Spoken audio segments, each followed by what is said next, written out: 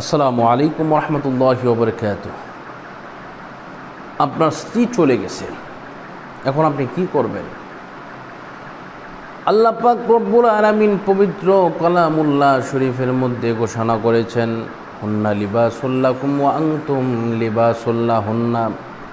স্বামী স্ত্রী হচ্ছে একজন আরেকজনের পোশাক স্বরূপ, কিন্তু সেই স্বামী অথবা স্ত্রী যদি চলে যায়, সে যদি আপনাকে ইগনোর করে আপনার সাথে খারাপ ব্যবহার করে, তাহলে এর দ্বারা কিন্তু সংসারের মধ্যে শান্তি আসে না, বরং সংসারের মধ্যে সবসময় ঝগড়া ফাসাদ লেগে থাকে।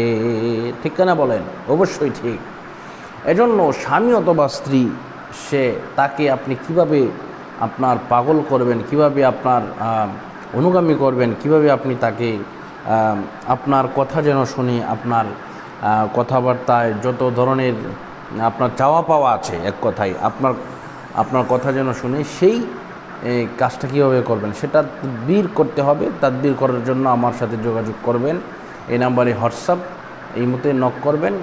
অনেক সময় ফোন বন্ধ থাকে, এজন্য ফোনের নেটওয়ার্ক থাকে না, সমস্যা হইতে পারে।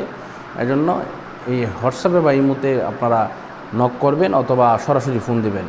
এই নাম্বারে আপনারা যোগাযোগ করবেন 016-430-63744, ইনশাআল্লাহ।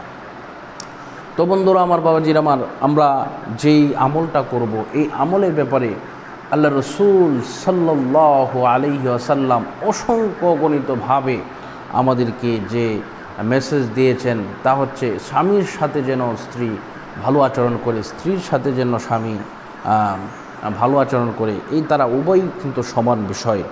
এজন্য যদি কেউ খারাপ আচরণ করে বা খারাপ কিছু করে, তাহলে আপনি কীভাবে তাকে আনবেন?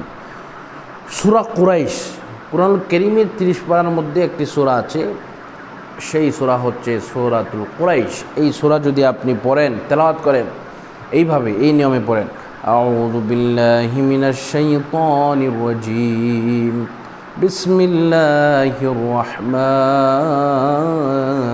রহিম, لإيلاف قريش إيلافهم رحلة الشتاء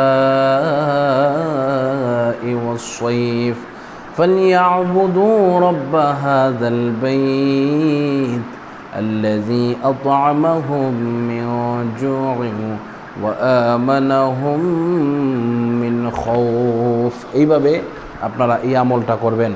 এভাবে করলে দেখবেন আল্লাহ পাক অবশ্যই এই আমলের উসিলায় আপনার যা নিয়ত করেছেন তা আল্লাহ পাক কবুল করবেন ইনশাআল্লাহ। আজকের মতো এই পর্যন্ত বিদায় নিচ্ছি। আসসালামু আলাইকুম ওয়া রাহমাতুল্লাহি ওয়া বারাকাতুহু।